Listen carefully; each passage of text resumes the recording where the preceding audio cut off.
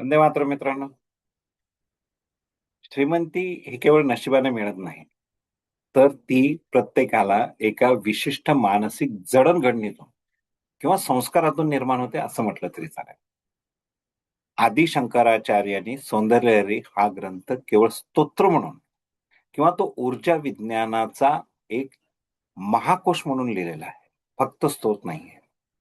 या संग्रहातील प्रत्येक श्लोक हा आपल्यातील सुप्त विचार आणि प्रकट कृती यांचा मेळ घालणारा आहे. पहिला श्लोक तर त्याच्यामध्ये खूपच जास्त शिवशक्त्यायुक्त. अनेकांनी प्रश्न विचारला, की सर नेमकं याच्यातून कसं तुम्ही करत आहात? ऐश्वर्य प्राप्ती साधना कशी आहे काय? आणि त्यासाठी मी हा व्हिडिओ बनवून तुमच्यासमोर देतोय. या संकलनात आपण फक्त केवळ श्लोकाचा अर्थच नाही बघणार, तो तर आपल्याला सहज कुठेही मिळतो. पण त्याचे भाषाशास्त्रीय, सायंटिफिक, ध्वनिविज्ञान अशा वेगवेगळ्या पैलूवरती आपण काम करणार आहोत.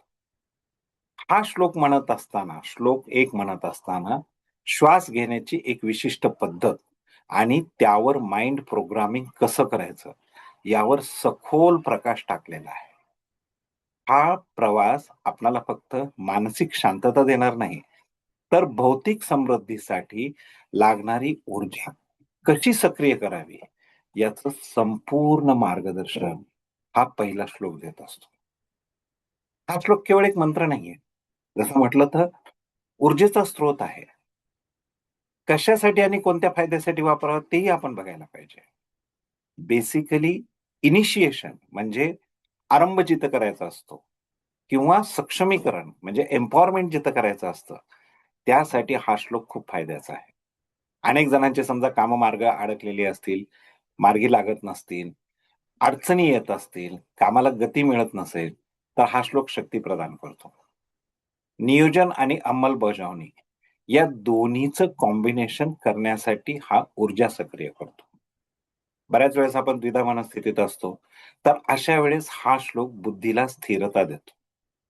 त्यामुळे व्यवसायात असो किंवा वैयक्तिक आयुष्यात असो, योग्य वेळी योग्य निर्णय घेण्याचं धाडस हा श्लोक निर्माण करण्यासाठी एनर्जाइज करतो. आपल्या शरीरामध्ये चंद्रनाडी आहे, सूर्यनाडी आहे, म्हणजे पुरुष तत्व, स्त्री तत्व, फेमिनाईन एनर्जी, मॅस्क्युलाईन एनर्जी. पण याचं संतुलन नसेल, तर प्रॉब्लेम्स येतात. आयदर मानसिक थकवा येतो किंवा शारीरिक थकवा येतो. हा श्लोक त्याविषयी मार्गदर्शन करतो. ज्या लोकांना अनेक जणांसमोर बोलण्याची भीती वाटते, स्वतःच्या क्षमतेवर शंका येते. क्षमतेवर शंका येण्याच्या पाठीमागची कारणं असतात, है ना? कधी ॲक्शन रिलेटेड असतात, कधी विचार रिलेटेड असतात. तर या दोन्हीचं कॉम्बिनेशन करण्यासाठी हा सांगतो. श्रीमंतीचे संस्कारच्या जर दृष्टिकोनातून बघितलं, तर हा श्लोक सबकॉन्शियस माइंडमधील दारिद्र्य रेषा पुसून टाकण्यासाठी समृद्धीच्या संधी ओळखण्याची दृष्टी देतो.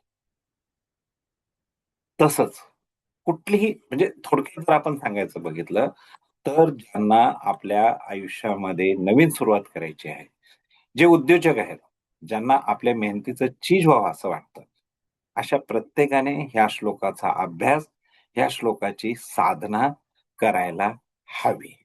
बरोबर? आता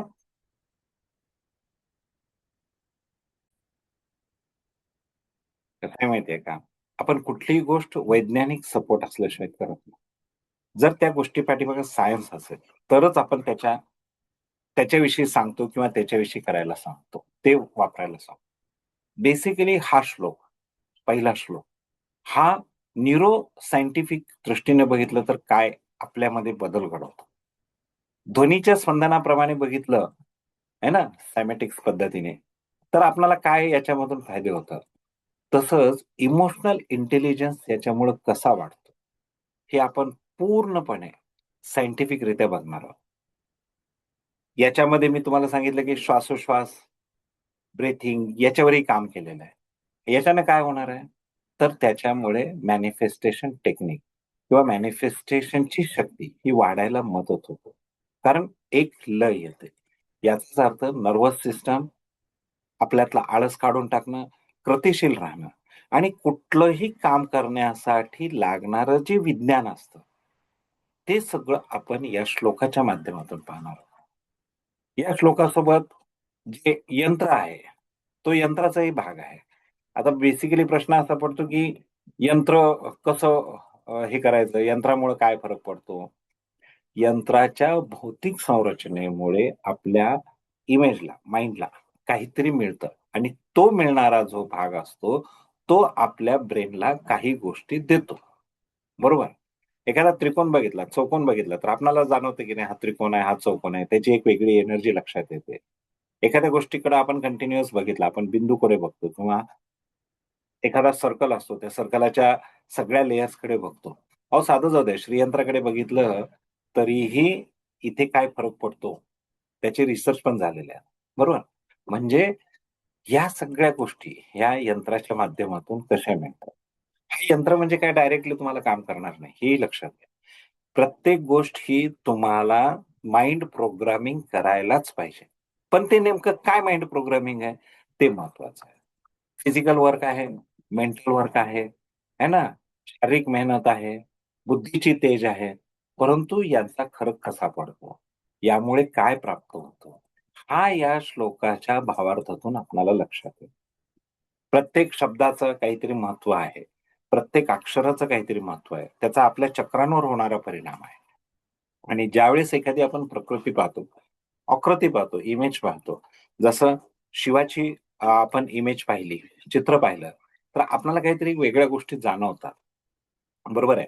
लक्ष्मीचा फोटो बघितला, श्री लक्ष्मी देवीच्या फोटोमधूनही काही वेगळे व्हायब्रेशन्स येतात. तसंच हा जो या श्लोकाचा जो यंत्र आहे, तोही आपल्याला तशाच प्रकारे काम करणार आहे. फक्त त्या श्लोकानंतर माइंड प्रोग्रामिंग महत्वाचं आहे. या सगळ्या गोष्टी मी तुम्हाला आपण या साधनेमध्ये सांगत असतो. मला वाटतं अ, एवढं सगळं बस आहे तुमच्यासाठी सध्या आणि बाकीच्या गोष्टीच्या वेळेस आपण ती साधना करायला घेतो किंवा ती माहिती सांगतो. त्याच्यामध्ये या गोष्टी स्पष्ट होतीलच.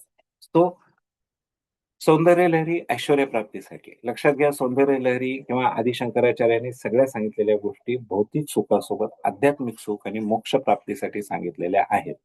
पण मोक्षप्राप्ती होण्यासाठी, मुक्तीच्या मार्गाला जाण्यासाठी आधी आपल्या सगळ्या कामना पूर्ण होणं हा महत्वाचाच भाग आहे. ऐहिक सुख मिळणं, जे काय आपल्याला अपेक्षित आहे, ते मिळण्यासाठी आणि त्याच्यासाठी माता ललिता त्रिपुरा सुंदरी देवी, तिचं एक्सप्लेनेशन, सौंदर्य लहरीमध्ये सांगितलेल्या गोष्टी या कंप्लीटली सायंटिफिक आहेत आणि त्याच आपण एक्सप्लेन करणार आहोत. या भाग मला असं वाटतं, की प्रत्येकाने समजून घ्यायला हवा. प्रत्येकाने याच्या पाठीमागचं विज्ञान, ज्ञान, अध्यात्म आणि त्यातून मिळणारी ऐश्वर्यप्राप्ती या सगळ्या गोष्टी प्रत्येक व्यक्तीने समजून घ्याव्यात, असं माझं प्रामाणिक मत आहे. So see you all in the next session. Thank you. वंदे मातरम.